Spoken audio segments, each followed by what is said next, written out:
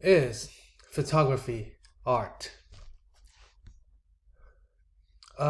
This is a topic that will always circle back again and again in this course. But this is the first time that we start discussing the photography, the relation between photography and art, and it's a good opportunity for us to probe into photography when it first started. The advent of photography, how far or how close is it to art? What really is art at the time in the 19th century, in the early 19th century? What was considered to be art, and why was photography included or excluded? So this is the first phase of photography as art of our discussion. How about something funny, some kind of caricature that's created by Nadar, the very famous portrait photographer who through taking portraits for celebrity, for actors, for politicians, had this power. Became very well known. Became a celebrity through his job in politics as well as in entertainment. Nadar, a pretty influential figure. So what's his point? What's his point of view in terms of photography? Is it art? Let's take a look. This is the title, pretty long. Photography asking for just a little place in the exhibition of fine art. This is the Exposition des Beaux-Arts.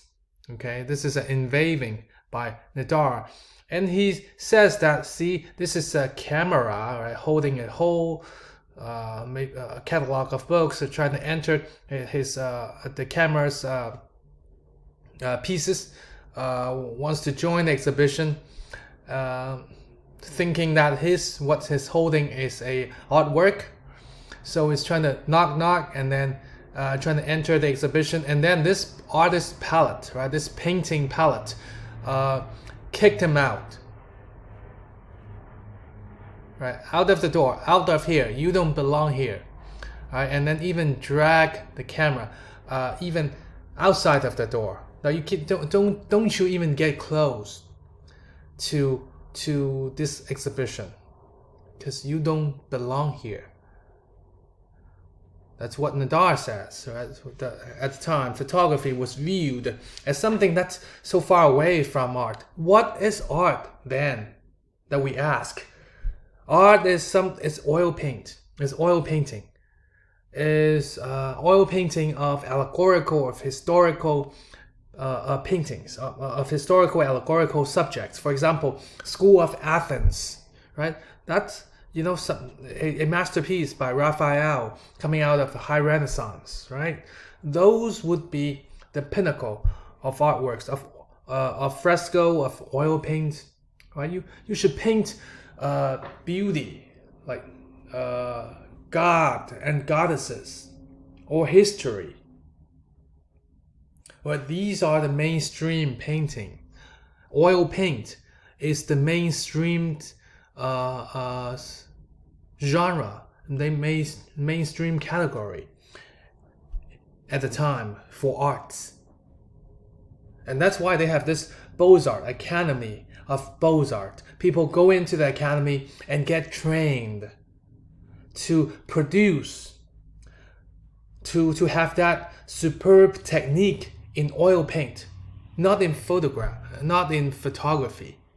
but in oil paint. That's art. Photography was not. And what's interesting about this picture is it's kicked out not by an artist. The camera came in, right, tried to get in to the exhibition, but it's not the artist who kicked him out.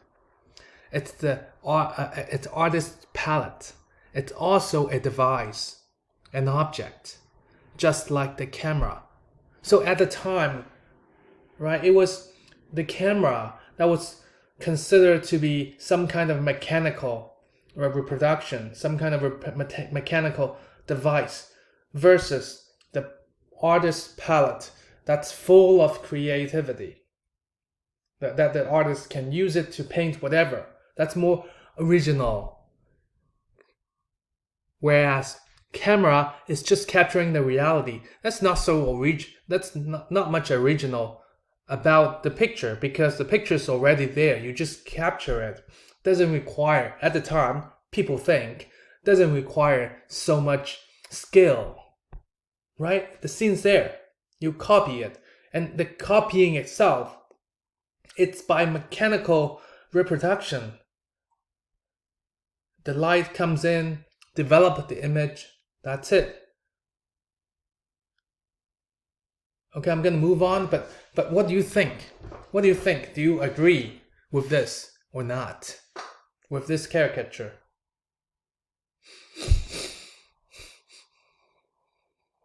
Okay, and then that's something we want to think about. What are some of the main positions of the role photography at the time in history? At the time, meaning 19th century, late 19th century, meaning from the beginning of the first photography, from the first photograph produced to towards the end of 19th century, where the impressionism, right?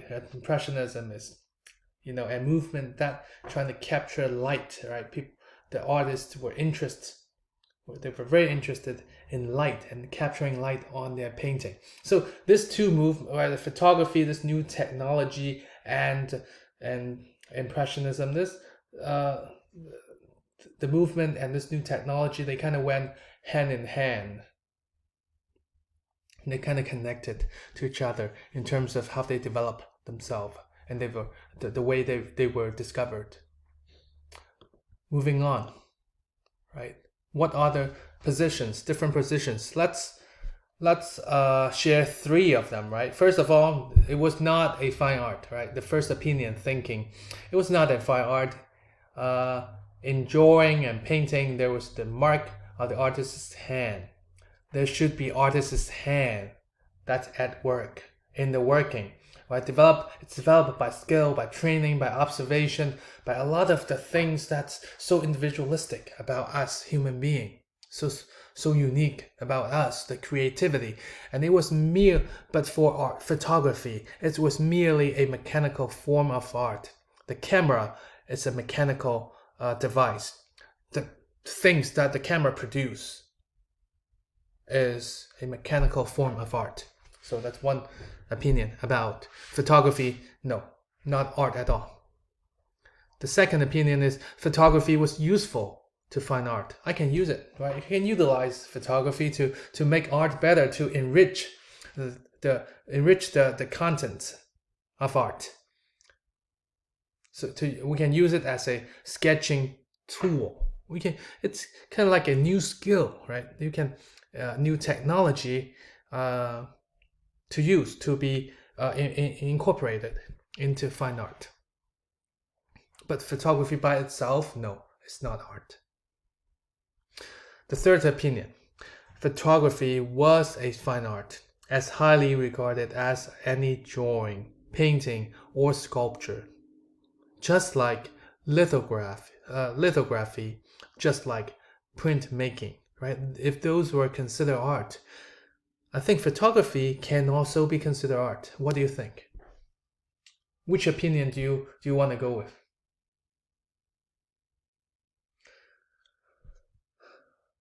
And I'm going to give you a little bit more information about what the theorists, what the critics, artists thought about photography at the time, to give you a little bit of background before we move on to the examples. Okay, John Ruskin, a big name at the time, was very influential artist, critic, theorists, many titles that he has. He's commented on many things art at the time from England. He first welcomed photography as the only 19th century mechanical invention of value, and then he reversed himself completely and denounced it as very trivial. This is trivial thing. Nothing to be nothing about it can be art. And then there's this individual group of individual photographers who put together a photographic journal towards the end of the 1860s, and there's an article in there, right, by the many of the photographers that we're going to talk about today. So on that article, they raised this question. This individual photographers, they raised this question.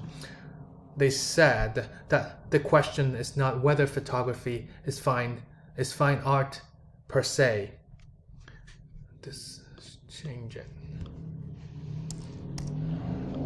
Neither painting nor sculpture can make that claim, but whether it's capable of artistic expression, whether in the hands of a true artist, its production become works of art.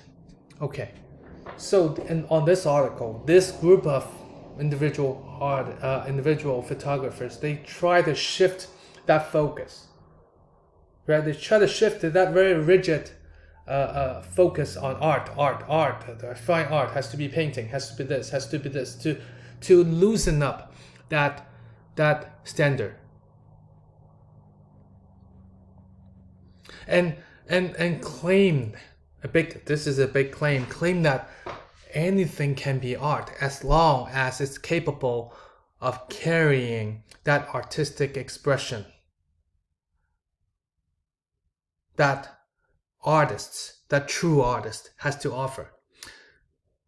But that is also problematic. This kind of claim is also problematic. What is true artists? Who's considered true artists? Who can be considered true artists? So to loosen up one standard, this group of individual photographers, seems to be trying to come up with a different standard, to create a different standard. That's also vague, if not rigid.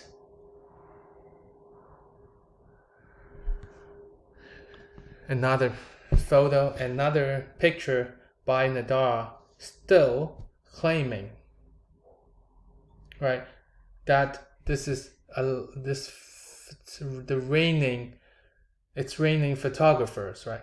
All these photographers, because as long as you have cameras, the thing at the time, Nadar thinks that as long as you have cameras, you can be a photographer. So it's raining photographers. Whoever has a camera, they're raining, and the artists, the art world, they just can't take in so many photographers. It's too much for them to bear, to withhold. So Charles Baudelaire, there's a quote that this French critic and a writer, he's also very active in commenting in or even promoting a photography at the time. He said that in response to an exhibition in Ceylon in 1859, he wrote that lazy and unendowed painters will now all become photographers, right? If you don't have the time, if you don't have the patience to go through the training in Academy of Fine Art, pick up a camera, right? Because you don't need all those skills. You just take the picture, and the picture, it's so much better, right? There's so much, it's sharp, it's accurate, so much better than just painting it painstakingly, painting the oil paints for days. So he kind of regarded photography as a humble servant of art and science, unable to transcend external reality, right? Because it's only copying the external reality, and it was linked to the industrial madness of the time. Because in the industrial revolution happening at the time, remember the first class when we talked about the advent of photography, many other new technologies like telephone, like light bulbs, right? Many other trains, many other new technologies were bubbling up that create this crowd, this bring new life to the world, all sorts of new technology healing our way of life. Some more theory by Charles Baudelaire. I'll let you read it yourself. Oh, well, let me read it. He says that if photography is allowed to supplement art in some of its functions, it will soon have supplanted or corrupted it altogether. Its true duty is to be the servant of the sciences and the arts, just like I said in the last slide, but a very humble servant, like printing or shorthand, which have neither created nor supplemented literature. Literature was the king of art at the time.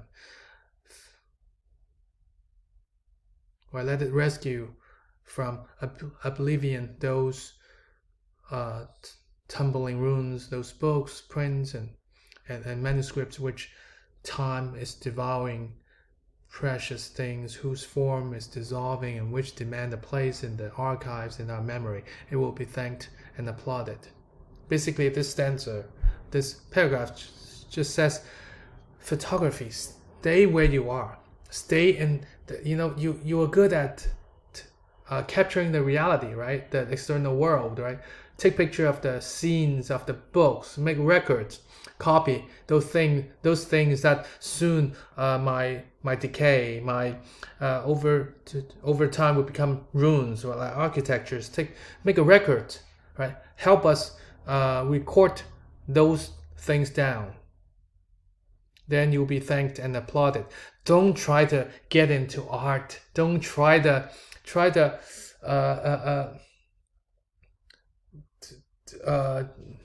make yourself something creative. No, don't try to do that. The third paragraph. But if it is allowed to encroach upon the domain of the imaginary, upon anything whose value depends solely upon the addition of something of a main soul, then it will be so much the worse for us. Stay where you are. Basically just saying stay where you are. Photography, your capability is very limited. You can only document. You can only copy. And you have your function, but your function is definitely not something close to art. So I have more to share, but as I continue to share, I want you to, all this, John Ruskin, this article, this individual photographer, the group of individual photographers, or Charles Baudelaire, which role, which opinion do they fall into? Right, that's something I want you to think about. Which group do they go with?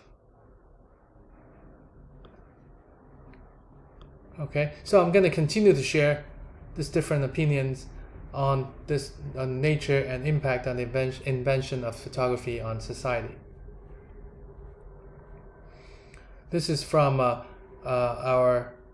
one textbook that you require to read much later in the course, like in a week, towards the very end, the very last couple of weeks, that you get to know Marian. She had a wonderful textbook as well, and she's kind of compiled different opinions, different arguments about art and photography, and I offer it here for you to read.